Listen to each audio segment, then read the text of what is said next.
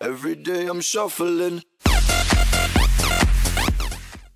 We are back, Sheffield Shuffler, another episode with Lost in the Shuffle. We're here today with Chris Hernandez. What's up, Chris? What's up, man? How's it going? Good. Chris, tell us a little bit about yourself. Well, I just started this podcast, the Hambino Podcast, not too long ago, just a little side work here and there. And honestly, it's been great. I got to meet you. I got to meet other fellow podcasters. And honestly, I've been having a blast and just sharing some content with you. And I'm very, very grateful that I was able to get on the show right now. Isn't it nice just to meet up with other guys who like baseball and just talk shit about baseball and kind of just everything that's going on? It's just fun, right? Oh, hell yeah, dude. Especially when, I am a failed baseball player that since high school and always loved the sport and this and just talking about it. And I've never really had the experience to like get into conversations like we're about to today with just fellow teammates. So it's really nice to like actually grow up and get into podcasting and meeting more people that are just like me and doing this, and the conversations that you can get to just talking shit about players and stuff. It's good. Well, especially when you're talking about Yankee players. Let's set this up too, Chris, because you are in St. Louis area, correct? Yeah. And you are a Cardinals fan. That's the problem. That's the thing. I moved to St. Louis. Okay. But I'm actually from San Diego. Okay. Yeah. From San Diego. They call me a bandwagon just because I root for any team. I'm just a baseball fan, but right. I'm happy that I moved to St. Louis at the time that I did, because being in San Diego, I didn't get to see no fucking playoff games. Right. Yeah. Or any good baseball for that matter. Right. Just until I moved, man. I moved and then they started being good. And I'm like, God fucking damn it. I know. Right. Yeah. Well, we're glad you're here. This is going to be fun. We'll go ahead and start it off. What did you want to start with first? I know we got a list of stories here. What do you want to kick it off with? You know what? Let's start off with Lester and Schwarber. I know Lester's batting right now. Yeah, so he got a standing ovation when he came to the mound, started warm-up pitches. He got a standing ovation at his first at-bat. Schwarber got the same thing. Schwarber already dropped a bomb, too. I think he dropped a 2-run bomb already. Hayward went deep off of Lester. So it's already a 4-3 game. There's been 3 home runs so far. So a lot of action. But as a Chicago fan, we obviously got a sweet spot in our hearts for Kyle Schwarber and John Lester. John Lester was our Bulldog, probably the greatest acquisition the Chicago Cubs have ever had, coming like a free agent. Mm-hmm. He was the best signing that we've ever had. He helps us in a World Series and just has been good since we signed him in 2014 or 15.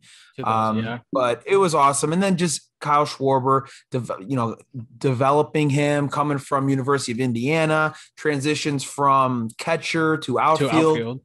Blows out his knee in like the 5th game of the season, miraculously comes back to the World Series, gets some key hits. So all Cubs fans and Chicago fans got a special place in our heart for those guys. Well, especially since, like you mentioned, you blow out your knee, you don't expect that guy to come back.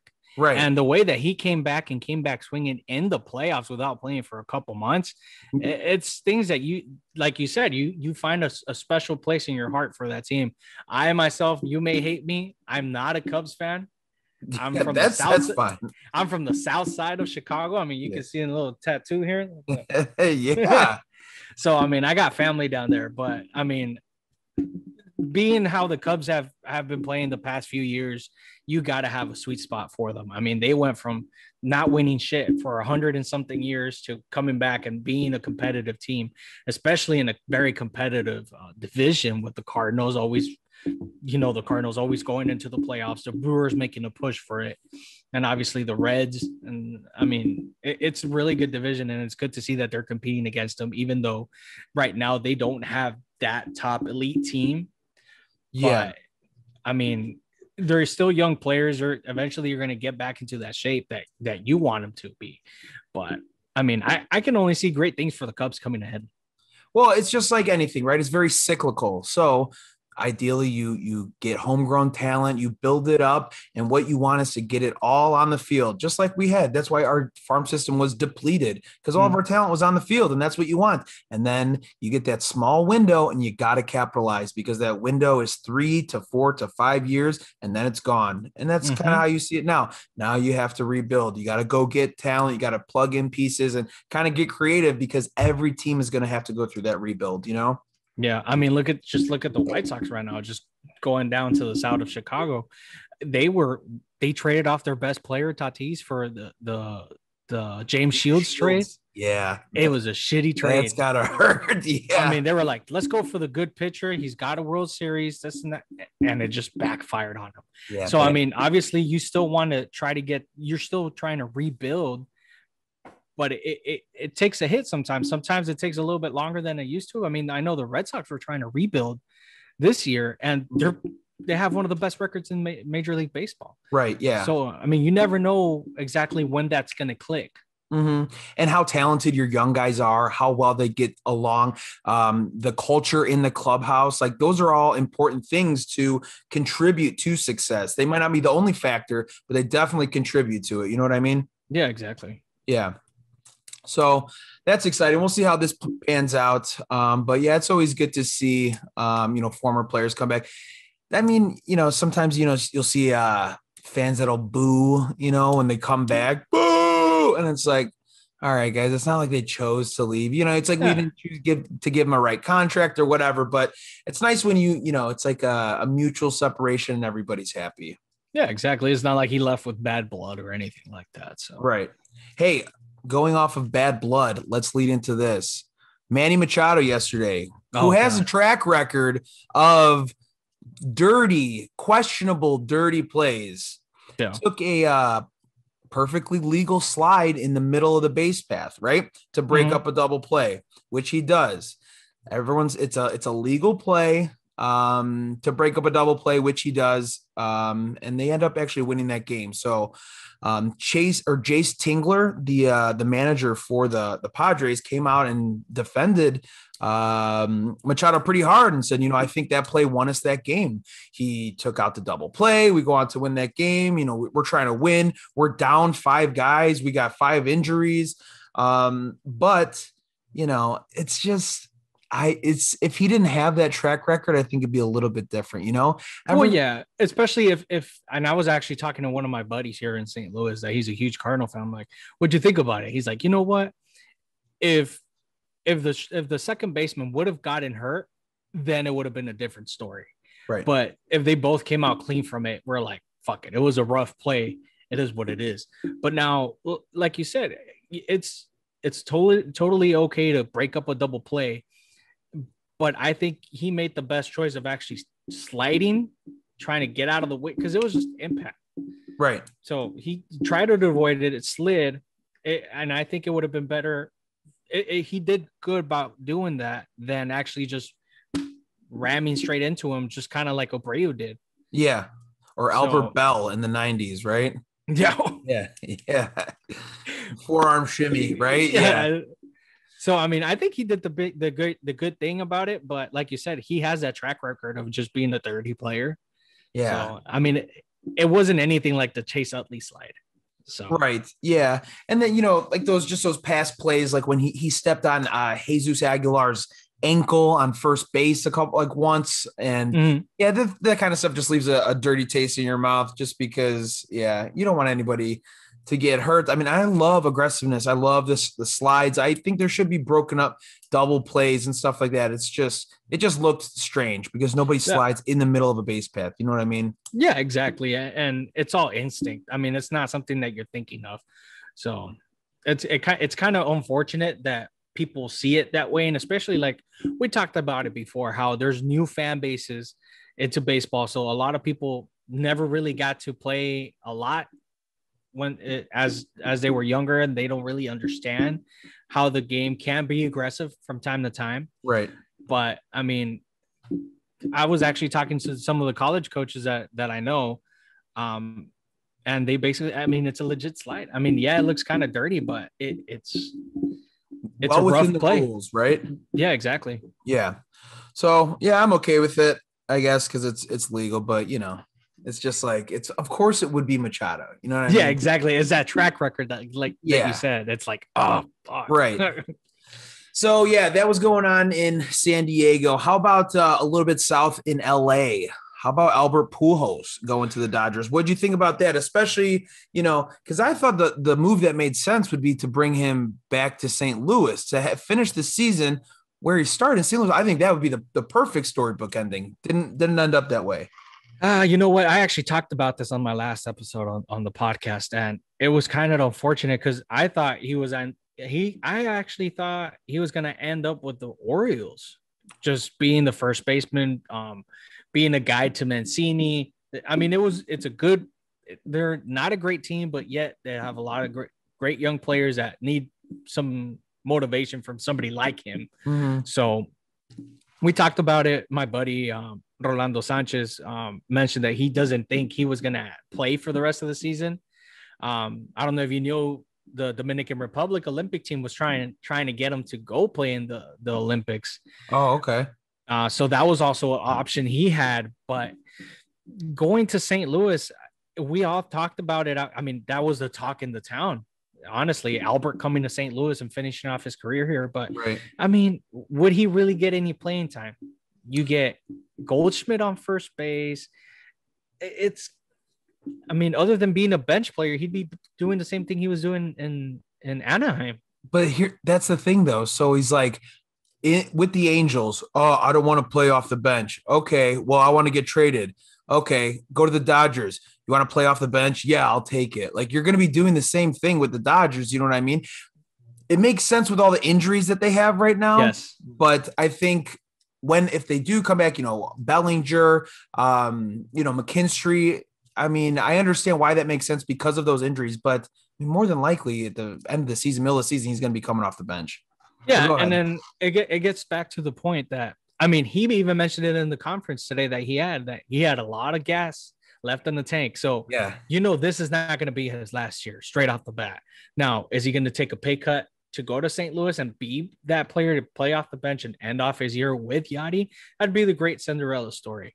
But, I mean, with the infield injuries that the Dodgers have, Max Muncy being to play first, second, and third, you got Seager out, so you're going to have to move around that middle infield.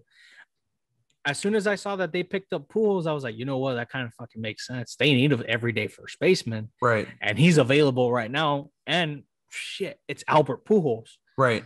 So I don't know how much he got. I don't know how much they got him for, because it's a whole different deal that he had with the Angels. Yeah, I wasn't able to find that. Were you able to find what that deal consisted of? No, all I know is that it's just good till the end of the year.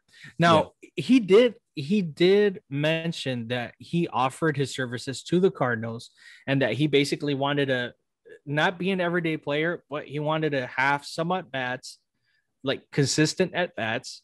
And then also that he wanted to become like a mentor to the players to like eventually have a role in the organization. Okay. So, I mean, the Cardinals, obviously they don't need Pujols at the moment. It'd be more of a comfortity for him to come back.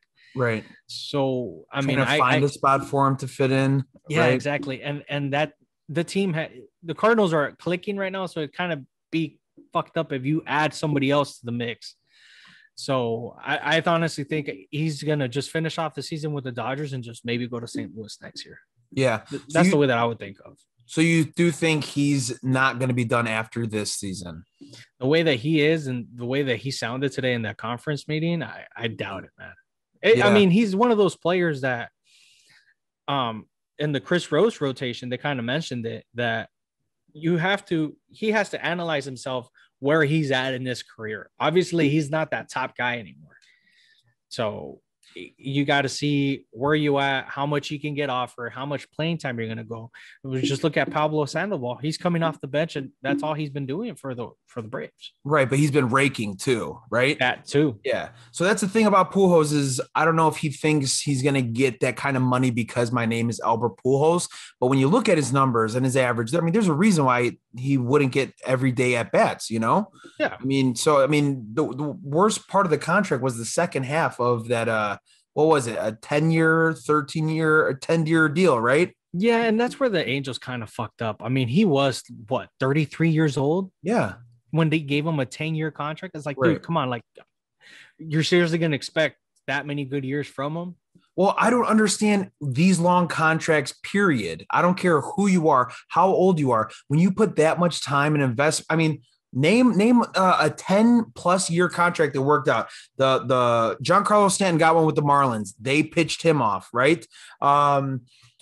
Rodriguez. Pudge Rodriguez. Fernando Tatis just got a 14-year deal, man. That's so crazy. Like, And, and here's the thing. Me being from San Diego and stuff, I'm like, fuck, dude, like, do you really want to put that much money? I mean, shit, the Padres put not even a 10-year contract. They put an 8-year contract on Jed Jerko.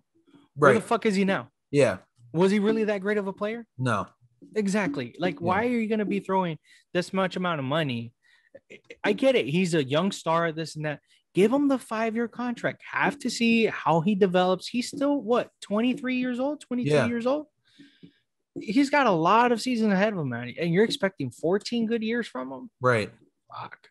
Yeah, it's just a real big gamble just to throw that amount of money and years at such a young player who hasn't proven himself long term. I guess he had one good season. Yeah, one good season, right? Yeah, you know, and then I always look at the end of the day. Hey, it's not my money, so what do I fucking care? You know? Yeah, exactly. Like, but then it kind of affects like the fan base because it's like, fuck, you're tied down to a 14-year. They're tied down to 2 big contracts. Right. They got the Machado deal and they got the Tatis deal. Mm-hmm. So, and then they got Hosmer for like 6 years.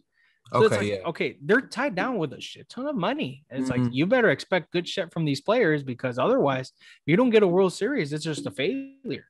But I mean, they did go after everybody this offseason. I mean, they were on fire. So they're making for it, which is great. It's like they realize, we locked up our corner pieces, and that has been kind of like the formula too. Like I read The Cub Way, and it was written by Tom Verducci, and they talked about building an organization with the 4 pillars. You need 4 players that kind of like that's your structure, and you build around that. And they just talked about those players, and you kind of see the same thing too. We're going to lock up these guys or for X amount of years, and then we start picking pieces off, free agency pitchers, guys off the bench, whatever it is. And I mean, they made a push this winter and made a lot of moves. Yeah, and actually, at the beginning of the season, you start analyzing where their deficit is, and honestly, right now they're struggling with players being healthy and stuff like that. It's COVID related, so they're going to come back. Right. But I think where the Padres are struggling, and it's where the Dodgers are kicking their ass in, is that bullpen. Because the Dodgers, they have a deep bullpen. They have starting pitchers in the bullpen. Right. Yeah. I mean, David Price is in the bullpen, Well, here's the thing. You look at every player that the Dodgers have in their rotation. If they send them to another team, that's a 1-2 starter right there. Oh, yeah, absolutely. So, those players you're getting off in the 7th, 8th, 9th inning, you're fucked. Right. So, I mean, you look at the Padres, who do they really have as a reliever that you're like, oh, crap? Mark Melancon. I mean, I think he still has the most saves in the league. I mean, they use him a lot because, they're close games. Yeah. Right. So it gets Mark Melancon, and then the other one is Greg Stoneman. And then even then, he's having a good beginning of the season, but he hasn't been that A player. He went from starting pitching to the relieving position. But after that, you got Tim Hill that's blown a couple leads. Patino too, right? Yeah. So it's kind of like, if you're going to go, because right now they're struggling with the Giants actually leading off the division for some miraculous way. Yeah, coming out of nowhere, right? Yeah, exactly. Buster Posey having a season like it's 2012, right? Exactly. And I called it, man. I'm like, everybody's sleeping on the Giants. If they stay healthy, they're gonna come up, man, and they sure have. So it's kind of like, all right, now you have to keep up with what you're doing to stay in the fight for first place, but you're looking for that wild card because the Dodgers are gonna come back. Right, but it is good to see them slide. Yes. There was a point I think they dropped, 10 out of 17 games or something. But injuries, they play a big role. Now you're trying to piece together a winning team, on the fly. Who's fitting into these positions? I mean, I think they won the series. Did they win the series this weekend? No, Miami won it. Miami won the series. I mean, but it's just so hard to kind of piece things together when you go. I mean, how many? They have 13 guys that went down. That's huge. That's a whole damn team. Yeah. Plus. Yeah. Yeah. It kind of sucks, man. But being from the West and seeing how that's always been like a three-team division, it's kind of like down to the wire always. Every season's always been down to the wire to game 162 to see who advances. Yeah. Hell, I got to see the Padres that they were about to make it into the playoffs. They were one game behind the Giants. That's the Giants in 2010. Okay, yeah, when they won the World Series, yeah. Yeah, they had that World Series when they went into the wild card. They won it with a wild card. The Padres were entitled for that wild card, and they lost the last game to the Giants because the pitcher fucked them up. He hit a walk-off home run. Did he really? Yep. Oh, I have to go back and see that. Dude, it's like that division's always come down to the wire. So it's actually good to see that those three teams are again fighting for that first place spot and seeing what happens. Because I think the GM for the Giants mentioned that they're not looking to play in the playoffs. They're not going to be buyers. So it's kind of like, will he change his mind as they get closer to the All-Star game and see? It's like, okay, well, we can make a push and see what happens, or are we going to stick to our rebuilding plan? Right. So the great thing, though, has been these regular season games between the Padres and the Dodgers are electric. You know, they were action packed from beginning to start.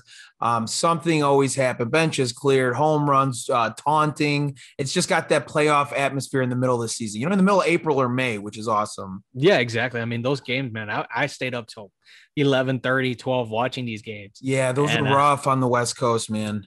Dude, it sucks. But I was like, I got to watch these games.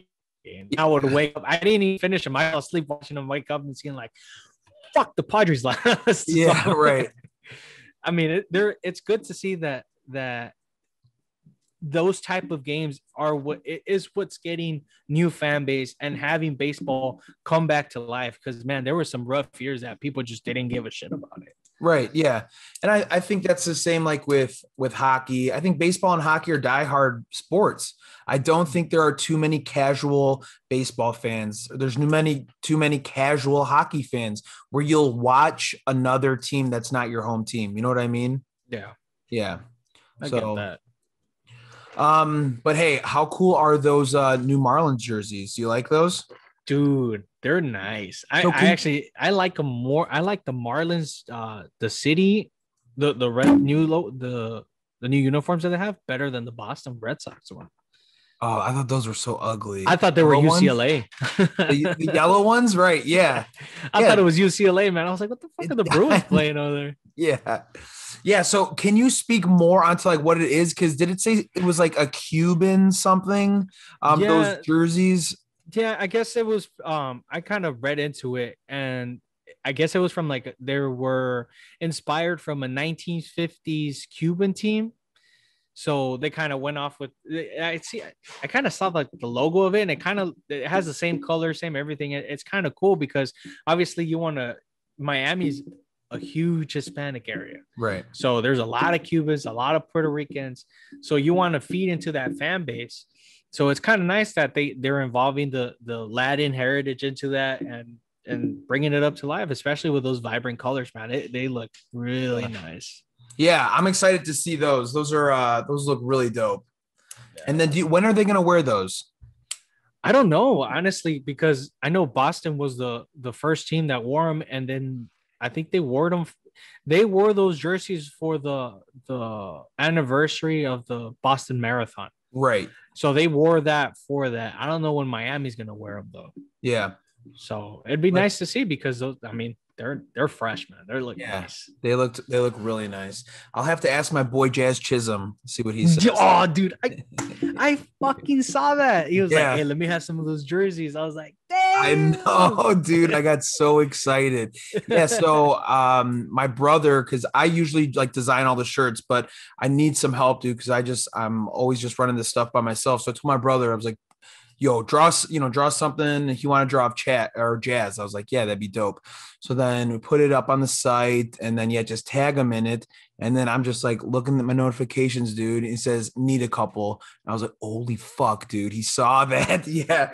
So I'm getting a couple of those out to him in hopes that I can get a couple photos of him wearing it. And that would be so dope. That'd be dope, man. Because honestly, if he can actually take a picture with those and post it on his Instagram, yeah, those sales are gonna go up, man. I know. That's what I'm hoping for. So that was just really cool. That was just a cool thing. Like, that happened this week, and just social media, how it makes the world so much smaller, and, stuff like this. And, if this was 1950, man, how are you going to get professional athletes to see your stuff? You know what I mean? And even then, I was talking to some of the guys. I was having a couple beers with the college coaches yesterday, and we were just talking about that. I was like, it's crazy how baseball players have become so down to earth than how they used to be. Mm-hmm. I mean, you as a kid, they go and sign an autograph and they didn't say crap, man. They just sign the autograph and leave. Right. Now they take pictures with you. They give you gloves. They give you bats. I'm like, damn, dude, these kids they're living the dream. Yeah. Obviously, you don't want to be a 25-year-old with a beard and everything trying to be like, hey, can I have a bat? I know, right? That's yeah.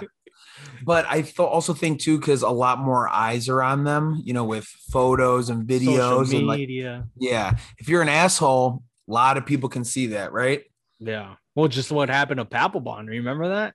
What, when he with Bryce Harper? With Bryce Harper, I was when he was in the dugout and he choked him. Yeah, it's like, fuck, dude, are you really gonna do that to your teammate? Yeah. Fuck. I like that. That was awesome. That's just a savage move, dude. Well, I mean, it's also like James Papelbon. He's a veteran pitcher, and Bryce Harper was barely starting. It was his second or third season. Yeah. So you got a kid that's acting like all the way up here, and you're like, hey, you better fucking run on those plays and shit. Like, right. It's a veteran telling him what to do, and he didn't like it, and he's like, fuck you, I'm gonna choke the crap out of you. But it was the one-handed, like the father, like, I'm gonna choke. It was just such an aggressive joke. So cool to see. Yeah. And that shit was everywhere, man. Yeah. Everywhere. But like you said, social media can either affect you or it can benefit you. So yeah. So yeah, we'll see how that goes. Today, Momo of the day. You're a fan of that, you said. You're a fan of the Momo of the day, right? I fucking like that because I didn't know what the fuck. I was working and I was just casually swiping and seeing like, what the hell's going on? I saw Momo of the day, and I saw this guy fuck up his arm. I was like, God damn it, dude. I just picked him up on fantasy team. Yeah. Huascar Ynoa, who has been a huge relief for the Braves. They Max Fried just came back. Soroka hasn't been back yet. Charlie Morton has been very uneven this whole season. He's had like a home run already. He's been pitching really well.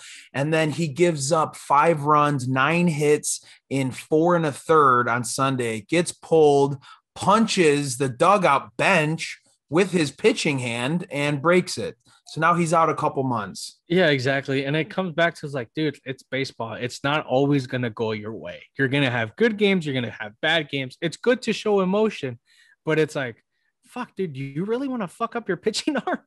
Yeah, and I think that's just a young pitcher just doing stupid shit, something that you're going to have to learn as you get older. Like, I can't act like that. I mean, you blow it, dude. You let your team down. You let yourself down. As a competitor, you want to compete as much as you can. And, yeah, you just blew it for months. You probably won't be back till after the All-Star game. And this is what happens. You blow. You're becoming, like you said, a good relief for the Braves, but now you can't play for 2 months. Right. Possibly more. What's going to happen? They're going to bring another player. They're going to bring a relief pitcher to fill up your spot. And if they do good, guess what? That motherfucker took your spot. Yeah. You're giving other people opportunity, right? Yeah. A chance for them to take bread off of your table. Yeah. And that's the sad part. I mean, there's the same thing that happened to the ace pitcher that he got a sprained finger playing video games. Who's that? I don't remember his name. All I know is it happened very beginning of the season. He was a relief pitcher for the Oakland A's, and they just popped up. It was like he's out for a couple months with like a little sprain on his finger. Supposedly that he was playing some video game and busted it on the table. I think that's bullshit. I was like, oh my God. I'm like, you seriously gonna get pissed off in the game, punch a table, right? and be out for a couple months. Now you can't play video games at all, man. Well, that was the same thing with Trevor Bauer. Remember, he's playing with his drone like a fucking weirdo, and he cut his hand and his pinky bled everywhere. He had to get pulled out of a playoff game because he's bleeding everywhere. So, sorry, it was my drone. It's like, what are you playing with the drone for? These are your tools, man. You have to be careful with the tools that you have, you know? Yeah, exactly. And it's like, dude, really? Like, that's the smartest thing you can do before a playoff game. Just right. Go out there and try to. I mean, I think he did try pitching, right? And he did, and it busted open, and there was blood everywhere. I'll try and pull up a picture or video, but yeah, it was terrible. Yeah, it's. I mean, it gets back to the same spot. It's like you're in the playoffs. You got to be responsible. Like you said, these are your tools. This is the moneymaker, right? So it's kind of like, dude, like you got to be a little bit smarter than that, right? Yeah, I mean, I used to work at a hospital, and like I wouldn't like do like I didn't go skiing or snowboarding. Well, I don't snowboard, but I didn't go skiing this winter because I'm like, you know what? If I tear my ACL, I can't work, dude. I can't be on crutches like working at the hospital. Now I work from home, so I'm definitely gonna do that stuff now because now I could just sit at home on the. But yeah, these are the stuff you got to just be aware of, and I think it's just a mistake, obviously, which sucks. Yeah, and like you said, it's something that you don't think about, and it's all reaction. You're pissed off. You had a bad outing. What are you gonna do? I'm gonna punch a wall. Right. See what happens. It's kind of like, I mean, it'd be a good. You know what? It'd be a good idea if they have like a punching bag in the locker room. Yeah, or be like Big Papi and take a bat to the fucking Gatorade machine. Do you remember that? Yes. He beat the crap out of that Gatorade machine. Parts went everywhere. Like, do something like that. Use a bat. Don't use your hand. He did that to the Gatorade machine. He did that to the phone box. Yeah, he did it to the phone too. He did that to the phone box in Camden Yards. I actually talked about that not too long ago with another podcast. It was like, damn, dude, it's like grab something and break the shit out of it. Don't bust up your hand. Right. Yeah. Yeah, that was dumb. So did you want to talk about Ohtani or did you want to talk about the Yankees? Let's talk about the Yankees and we'll end with Ohtani. Okay. The Yankees, you know what? It's crazy right now because obviously they were struggling with some pitchers. Corey Kluber wasn't what they were hoping for. It is Corey Kluber, right? Yeah. Yeah. And he wasn't starting how they wanted. Tyone wasn't pitching the way that they were expecting to. Obviously, the only good arm they had at the beginning of the season was Garrett Cole. Right. And the bats wasn't there. The injuries started coming in. And all of a sudden, they flipped it around. Corey Kluber starting to pitch great. Tyone starting to finally getting some pitches in. Got his first win after 2 years. Mm-hmm. Obviously, Garrett Cole has been Garrett Cole. Herman has come back. He had a real shaky start to the season. I think his last start, he just won as well. Yeah, exactly. And it goes to the fact that it's like beginning of the season, a lot of people were like, man, these Yankees they're not the same Yankees. Right. And now you look at them and they do have an underrated pitching rotation. Because it's all makeup players. They're not coming from great seasons. Right. So you got Corey Kluber that was out last season because of surgery. Tyone wasn't having a great season last year. And now these are all basically comeback players. Well, think about Corey Kluber's last great season was 2016 when he was with the Indians going in the World Series when he was Klubot. Remember? Yeah. When he was Klubot, he was a robot. He was so freaking good. That was 5 years ago, like that's a lot. Plus the surgeries that he's had. Like you're not the same pitcher that you were. Yeah, exactly. So, you're buying low and hoping that he's got a high ceiling, Yeah, and I mean the Yankees still don't have all their pitching back. Obviously, they still have Luis Severino out. In because of injury, but once all those players come back, I mean, they do have a decent pitching rotation. Right. Now, the other thing is, I believe Judge is in this last 2 years of his contract, trying to get a contract extension. If that guy can't stay healthy, man, is it even worth it? Judge, he was like player of the week this week. I think he had, how many home runs? I think he had 5. Yeah, 5 home runs. I think his OPS was like 1.2 something. He had an awesome week. But Giancarlo Stanton, he just went to the IL, right? Did he go to the IL or is he still day to day? I think he went to the IL. I think he went to the IL starting today, and it's again like you get one guy back, you lose one guy. It's like you either get Stanton or you get Judge for a week and a half. Right. So it's kind of upsetting because you don't get to see those two guys play together most of the time. You either have one or the other. So, I mean, it was funny because I talked smacked about Judge and then he comes back and has a great week. But then what happens? He'll cool off again. He'll start striking out more. It's just not a very consistent player for the Yankees, even though he has a very good power bat. That just doesn't necessarily mean he's going to have good contact on the ball. Right. Yeah. I mean, he's a freak of nature. I think he's 6'7", huge. I mean, he hits laser shots out of the park. Yeah. But also like, yeah, he had a great week this week. I think he won AL Player of the Week. But who did they play this weekend? They played the Orioles. That's exactly. I went into a freaking Instagram rant with somebody. Is like, well, they're like, oh yeah, Judge this great player of the week. I'm like, okay, that's fine. They're like, he's gonna cool off he's gonna cool off for 2 weeks. What are you talking about? He's batting great. I'm like, okay, who the hell did he play against? Right. You got the Orioles, you got the Tigers, you got the Indians, you got the Braves. They weren't the greatest teams. Right. So it's like, what do you wait to see when they play the Red Sox? Let's see how they favor in that. Yeah, or when they play the Rays, or they're hosting the White Sox this coming weekend. So it's like, let's see if you guys are actually going against these top teams and B, if they're going to be okay. Yeah, and being able to put up runs too against good pitching. Yeah, definitely. So, I mean, obviously the Yankees are not they're not a contact team. They're a powerhouse team.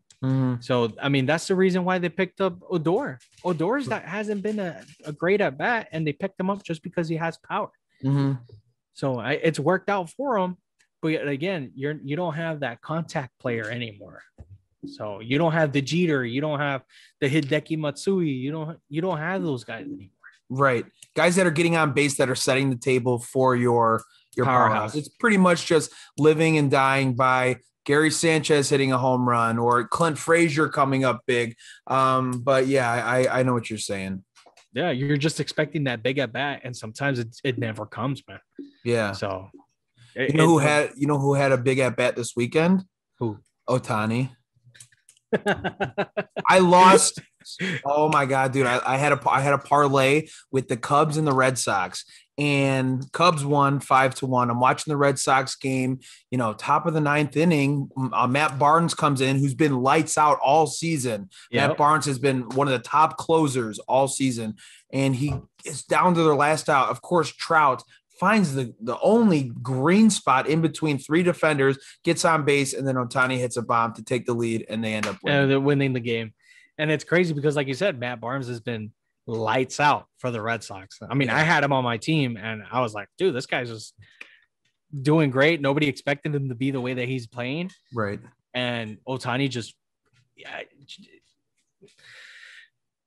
to me, I feel like he's overrated. That's my opinion. And I got some feedback on that. People were like, hey, man, I think he heard you because he just fucking hit 2 home runs, got 10 Ks. I'm like, hey, man, that's just my opinion. But, I mean, the way that he just flicked that baseball over the green monster, I was like, dude, this guy's got massive power. Well, tell me why you think he's overrated.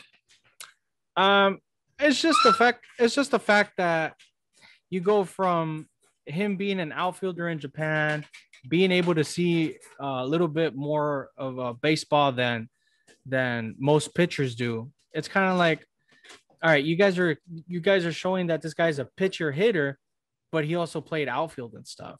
So it's kind of like, it's just to me, I feel like he's overrated, but he's playing great. So wouldn't that just make him more impressive? It's like, oh, he's not just a pitcher. Oh, well, he played outfield. It's like, oh, so he played outfield, can pitch, and he drops bombs, right? Yeah, exactly. That's another way to look at it. It's like, he can do three things, which not a lot of people can do. Not a lot of pitchers can be like, I'll go play the outfield whenever you need me, coach. Right. So, I mean, and then he hits bombs, and I think he's tied in first place for the most home runs. Yeah. So, I mean, like one of the guy that I have in my podcast, Rolando, says, it's like, if he could have stayed healthy, imagine how much he could have been doing these past 2 years that he didn't play. So this is where I have a question. So the Japanese league is about half of the length of the MLB season, right? Mm-hmm. It's about half of the amount of games. So when Japanese players come over here, and I saw that with Kosuke Fukudome when he was with the Cubs, he would be hot. He would be hot at the beginning of the season.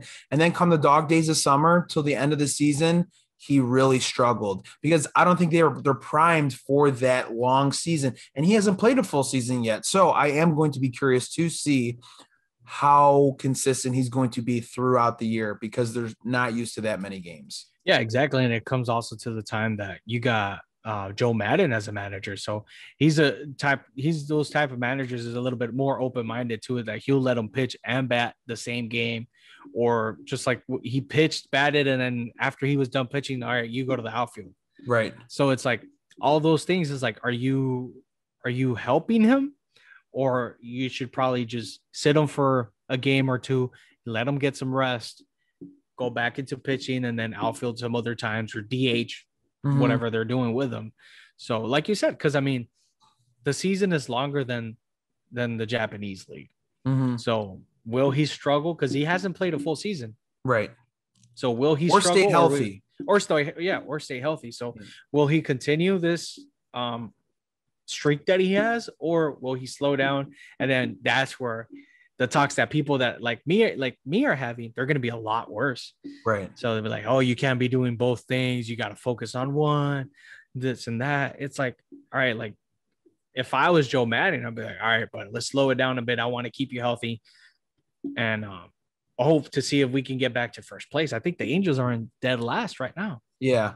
Well, I think that comes a lot with the front office too. I think the front office gives Joe Madden a little bit of wiggle room, but I think they're the ones that are telling him how much he can pitch, if he can hit. And if they're okay with it, I think they let Joe manage it how he wants. But I mean, they're the ones that are paying for him and all that stuff. Who was just talking about this? Somebody was just talking about one of the Marlins front office guys, how he was talking about Ichiro wanted to pitch one game, and whoever's managing let Ichiro pitch, and the front office almost fired him on the spot because he said, you know how much I got to worry about my right fielder getting hit with a line drive or whatever. So you're putting our money at risk, and they almost fired him on the spot. But yeah. I wonder who is the manager, because ever since the Marlins moved to Miami, it moved to Miami. Ever since they had the new stadium and stuff, it was either Guillen, which I know Guillen wouldn't have done that. Yeah. And Don Mattingly. Now there was the general manager became a coach for the Marlins for 1 year or 2 years. So I don't know if I mentioned it on one of my podcasts. I'll have to go back and get the name and I'll get it to you. But they talked about on Dan Lebitard's podcast. And they brought that up because that was when they were talking about when Rizzo came in to pitch to Freddie Freeman. And, they're like, and I know you loved that. I didn't love that. I didn't.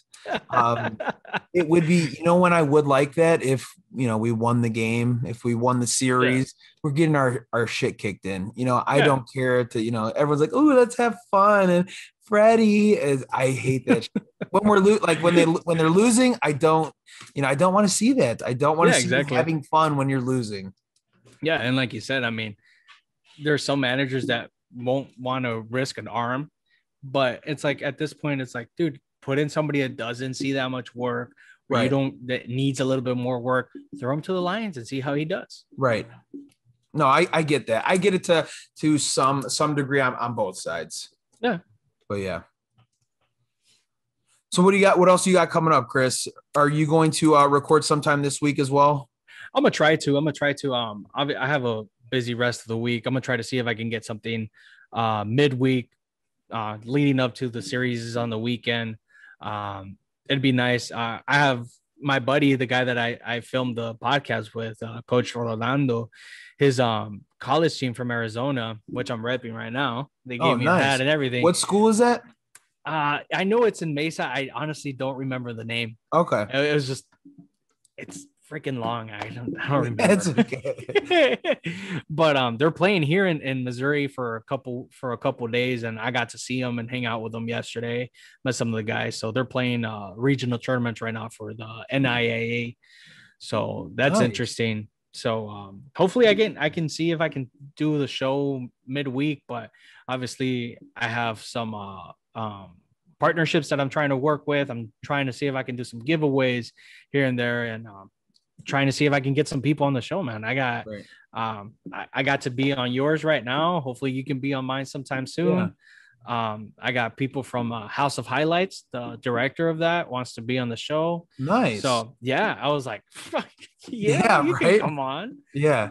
So I mean, it's been great. I've been blessed with some opportunities, and honestly, it's been great this year. Obviously it's a great jump from whatever everybody was going through last year. So right. Yeah, absolutely. Well, we will be here to continue to support you and push out content and all that stuff. But it was great to talk to you. And then hopefully we can do this again sometime. Yeah, for sure, man. I really do appreciate the opportunity. I had a great conversation with you. I think there's a chemistry there that I enjoyed, and just talking shit about players. It's all about, man. That's what it's about. Yes. All right, guys, we will catch you later. Thanks again. Every day I'm shuffling.